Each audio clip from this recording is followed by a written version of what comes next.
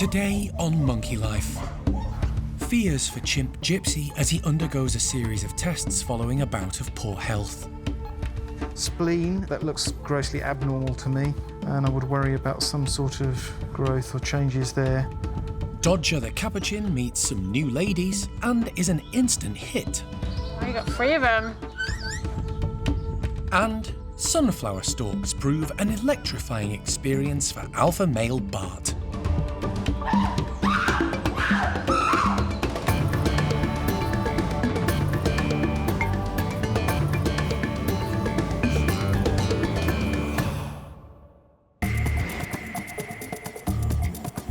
Monkey World in Dorset, buried deep in the English countryside, is the largest sanctuary of its kind on the planet.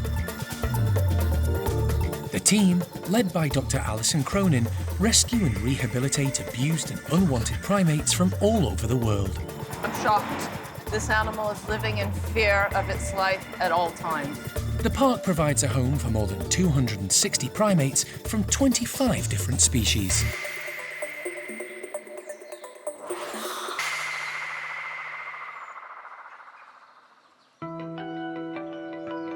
Over the last few weeks, the primate care team have become increasingly concerned about one of the chimps at the bachelor group. Gypsy is 27, relatively young for a chimp, and generally happy, although he has had a medical condition that the team are aware of. Recently, however, he's developed a persistent cough, causing him to be out of breath after activity.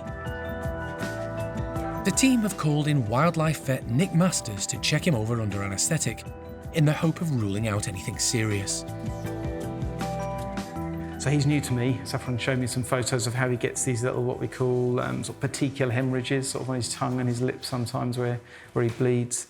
Been tested for COVID already, but we'll repeat that actually, I think is the plan, because we'll be able to take swabs really, carefully, scrupulously this way with Gypsy asleep. Chest x-rays, general MOT, bloods, etc. Gypsy was hand-reared at a zoo in Israel and arrived at Monkey World in 1996 along with 3 other young chimps who'd been smuggled from the wild: Hananya, Tico and Shamak. They grew up in the nursery before moving to what was Rodney's group and is now Hananya's. When Gypsy became disruptive, he was moved to the bachelors, where he's now settled and well-liked. The team don't want to put Gypsy under for too long and have opted to use mobile investigative equipment, which can be set up in one of the bedrooms at the bachelor house. We've got portable x-ray kit that we'll take down there, so that means we can do the anaesthesia just as safely. It's a little bit more clunky, but we can take the x-rays down there rather than use the machine that's set up here. So it's safer.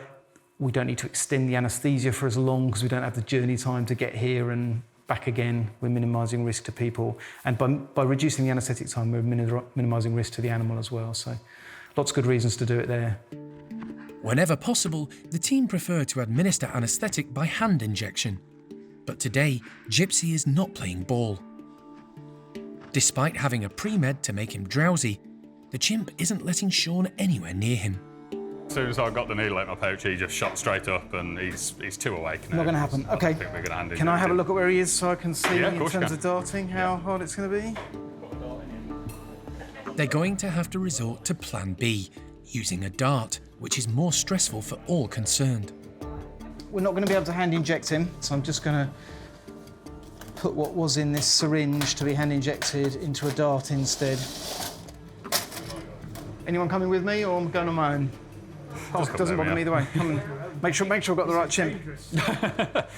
You're all right. Darting an agitated chimp is never easy, and as Nick isn't a regular face for Gypsy, it's even more tricky. A high level of expertise is required to get it right.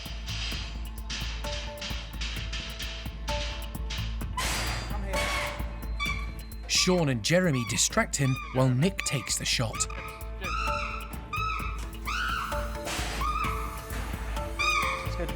The anaesthetic dart hits the spot first time. It should take effect within minutes. And we know it's gone off properly because The cuffs come all the way back, so it's been in his muscle, he's got the drug, and he's destroyed my needle. It's a brief period of stress for an important procedure, that's how I see it. While Nick prepares the rest of his portable equipment, the team keep an eye on Gypsy. His eyes are still open, but he's flat out. Yeah. Okay, he's flat down. Is he? Great. The anaesthetic is doing its job, and the team can crack on with theirs. Ready? Gypsy is moved into a bedroom that's been converted into a temporary examination room. It's a tight squeeze, and the vet team will need to work quickly to try to discover the cause of Gypsy's problems.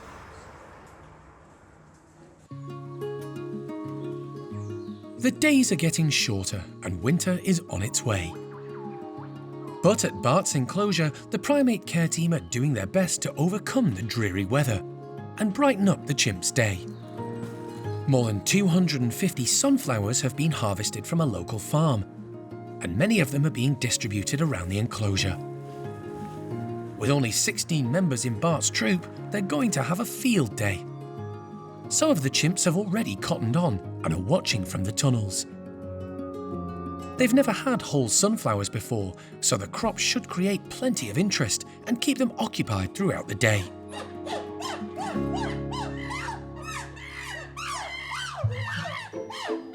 The excited group are let out, giving lots of happy, excited vocalizations as they take it all in. But first, breakfast. The care team have put out plenty of apples too. Athena has gathered so many she's struggling to keep hold of them. A hopefully chimp-proof camera has been installed to capture the chimp's reactions to the sunflowers. Leader Bart spots it and tests it out.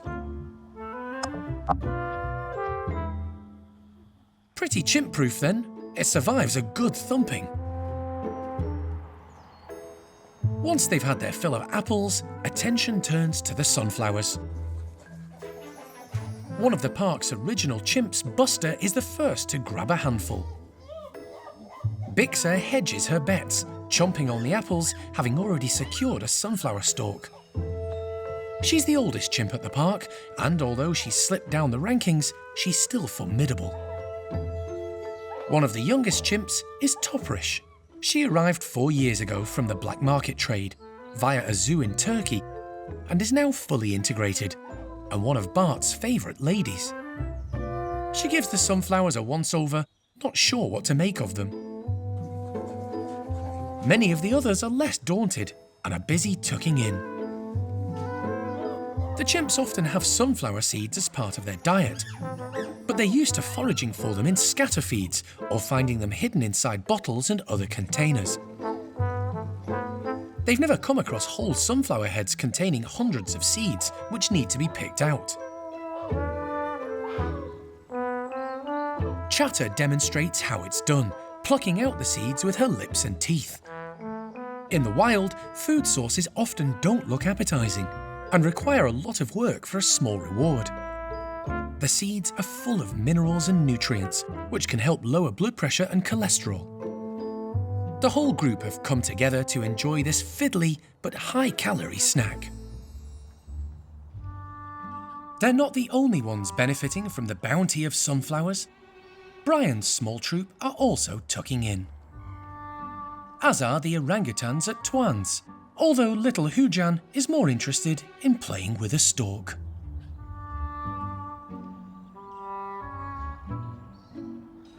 Back at Bart's, some of the troop have decided to finish their breakfast in the warmth of the indoor bedrooms.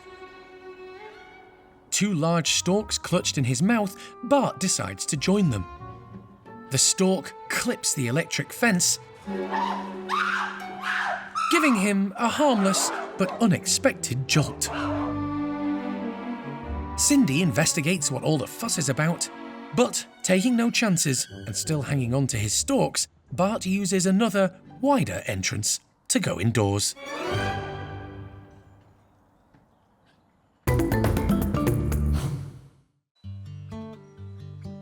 Over the last few years, the park has been inundated with small monkeys in need of rescue and rehoming. The majority of the small primates Alison and the team have to deal with are marmosets, victims of the UK pet trade. But just over a month ago, Alison travelled to Kent to pick up Dodger, Hey, mister. a 27-year-old male capuchin kept as a pet and desperate for companionship of his own kind. Following a health check, Dodger moved in with Gizmo and then met 3 of his 5 ladies, coping well with the introductions. He's yet to meet the final 2 girls, Ginger and Sophia, but today's the day. The plan really is just to open all of the doors. So the 5 that we've already got together, will give them the outside enclosure, so they'll all be together. And the 2 females will just be inside, and yeah, we'll just really open the remaining slides. They'll have all of their inside and outside space. So that's a nice big loop, and everybody can go in and out as they please, and hopefully it'll make it a little bit more relaxed. And they've just got a bit more space to get away from each other if they feel a little bit tense. Dodger has adapted amazingly well to life at the park, despite spending a lot of time living on his own as a pet at his previous home. Really, he's done absolutely fabulously, which is why we've been able to actually move the introductions on faster than we normally would, which just goes to show that really that process depends entirely on the individual and how they react to that new scenario that they're presented with. And Dodger's been so good. He couldn't have done any better. He's been really relaxed. If anybody's had a bit of a squabble within the group, then he hasn't really batted an eyelid. He just lets them get on with it. He enjoys a groom and a play, which the females are really enjoying doing that with him too. So yeah, everybody seems really happy so far. Kate, you can let them out through bedroom 2. The excited group are impatient, waiting for the slides to open. Get me out of here!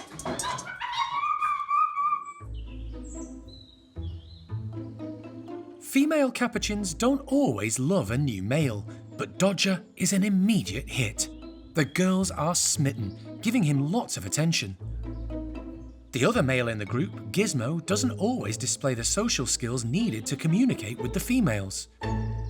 When he does try, it sometimes causes a bit of friction. New boy on the block, Dodger, has set the girls' pulses racing, and they're following him everywhere. Oh, you got 3 of them. But Dodger has other priorities. It's food first for the new male, and he isn't keen on feeding time being interrupted by a host of admirers. 2 new girls, Ginger and Sophia, just went straight for Dodger. Lots of flirting, please give me lots of attention. And he was really good. He would just sort of like move around at his own pace. He's okay. He seemed a little bit overwhelmed at the beginning because he had 3 girls following him, which is quite a lot. Dodger's lack of interest dissuades 2 of his potential suitors, but one isn't giving up. Now it's just Ginger, he's okay, and actually he's reciprocating that flirting behaviour, so I suspect we might see some mating later. But yeah, it's obviously still very new and exciting for everybody, so give it like an hour or so and they should start to settle down a bit. The final introductions to get the group all back together couldn't have gone better for the primate care team. Or Dodger. He's met everyone, and the now 6-strong group seem happy and content. His new life, with new friends, has begun.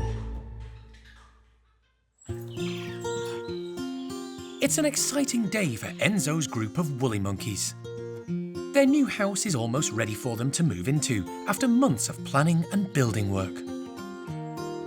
The primate care team are just putting the finishing touches to it, adding fresh browse and feeders to make the troop feel right at home. We're very excited that they're getting this house, this nice new big house, just in time for winter. This extra space and room will dissolve some of the tensions that we've seen recently between some individuals in the group, and yeah, we're just hoping it'll just make life a lot more pleasant for them. Their new residence is a wonderful upgrade from their previous home. The additional space will give the 7 monkeys in the troop the option to spend time together or enjoy periods alone, easing any stress or conflict. Good boy, Enzo. Come on, guys. With everything set to go, the team begin to open the slides connecting the network of tunnels to their new home. Leader Enzo is first in, performing his role perfectly, investigating and checking everything is safe for his family.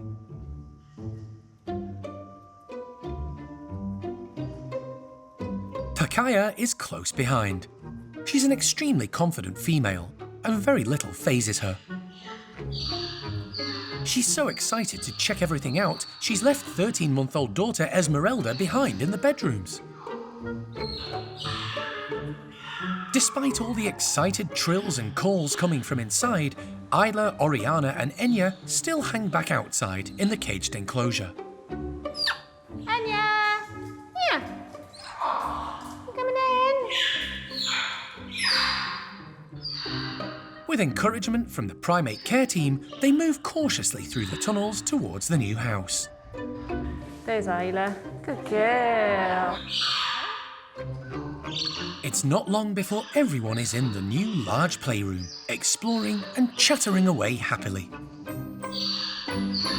They've all had a good explore, and what we were really hoping to see is Isla coming in and using this space with the rest of the guys. So she's been in the playroom with all of them, vocalising, eating some nice tasty snacks. So yeah, considering it's a brand new space, which can be quite intimidating, a bit daunting for them, they've all come in and I think they seem pretty happy with it. Yeah, perfect.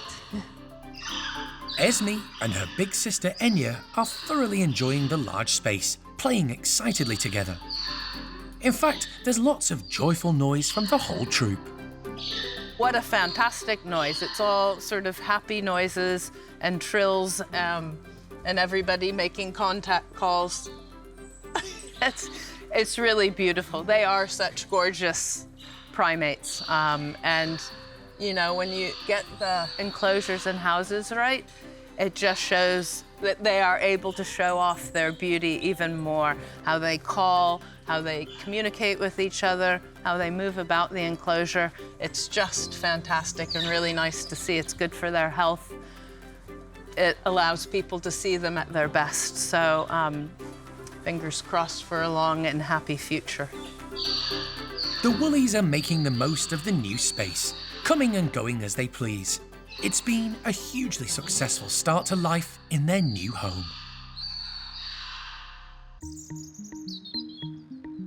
In one of the bedrooms at the Chimp Pavilions, wildlife vet Nick Masters is about to give 27-year-old Gypsy a thorough health check. Nicely down, isn't he now? The chimpanzee has been anaesthetised, and to keep the procedure as short as possible, a temporary examination room has been set up, along with portable X-ray and ultrasound equipment. His saturation is high 80s at the moment. His heart rate's 75, so that's okay. Gypsy has been suffering from a persistent cough and has been losing condition. A recent test for COVID came back negative, but the team were concerned enough to ask Nick to examine him. The first thing he does is take blood samples, which will be sent to a laboratory for analysis. That sample, lovely, thank you. Just gonna have a little good listen to his chest. Okay, all sounds okay. I think let's try and get these X-rays, shall we? A chest X-ray may shed some light on what's causing Gypsy's cough and poor condition, both worrying symptoms. Yeah, I'm gonna have to lift him on. That's it, good, well done. Taking an X-ray in cramped conditions isn't straightforward. Is this table gonna be strong enough for me to stand on it? It should be, shouldn't it? Let's try it, let's try it. If I was to stand and hold, yeah, that'll work, wouldn't it? Let's do that.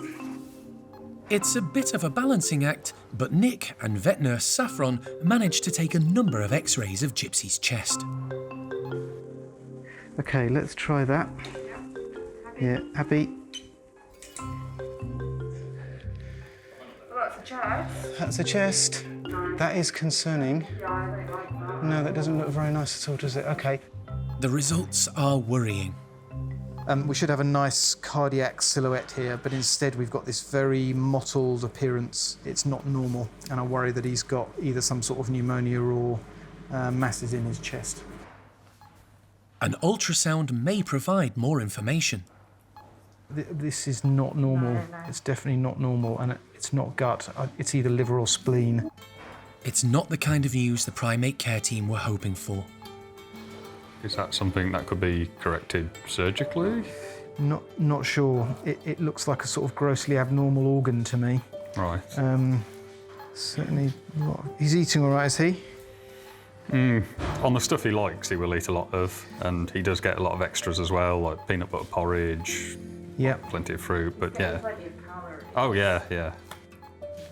Okay, I think we're probably running out of things to do here. No free fluid around the lungs. Liver, diaphragm all displaced very high. Liver architecture actually looks normal. Spleen, that looks grossly abnormal to me. And I would worry about some sort of growth or changes there. Okay, I think we're probably going to stop there because we've probably learnt as much as we can. There's nothing more Nick can do at this stage.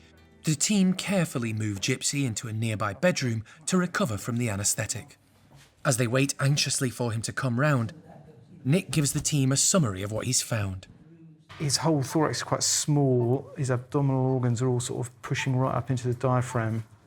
It might be normal chimp anatomy, but it's not sort of familiar to me. Yeah. And it looks like he's got a big spleen. I'm a bit worried about that. So we'll get the blood results. But I think there's something fairly serious going on, I'm afraid. Something systemic. Then, as Gypsy begins to wake up, he starts to display difficulty breathing. Gagging on your tongue, aren't you, silly boy? There's only one way to clear his airway, but going into a confined space with an adult chimp is dangerous, particularly if Gypsy should recover. Bring me some gloves, please, Seth. That'll do, yeah, one of those. With the chimp's condition deteriorating fast, Jeremy and Nick have no option if they're going to save him. Very careful what he's going to do. Good boy, good boy. Gypsy has swallowed his tongue. Nick attempts to free it while Jeremy keeps watch. Come on, bring it down. Okay, can actually move air now. Success. Gypsy's airway is freed and he can start to breathe normally. After a few minutes, he begins to come round. Why is nothing ever simple with you? Eh? The team will keep a very close eye on the chimp's recovery while they wait for Nick to check the x-rays and ultrasound in more detail. But they'll need to wait for the blood test results to come back before any decisions are made about Gypsy's future.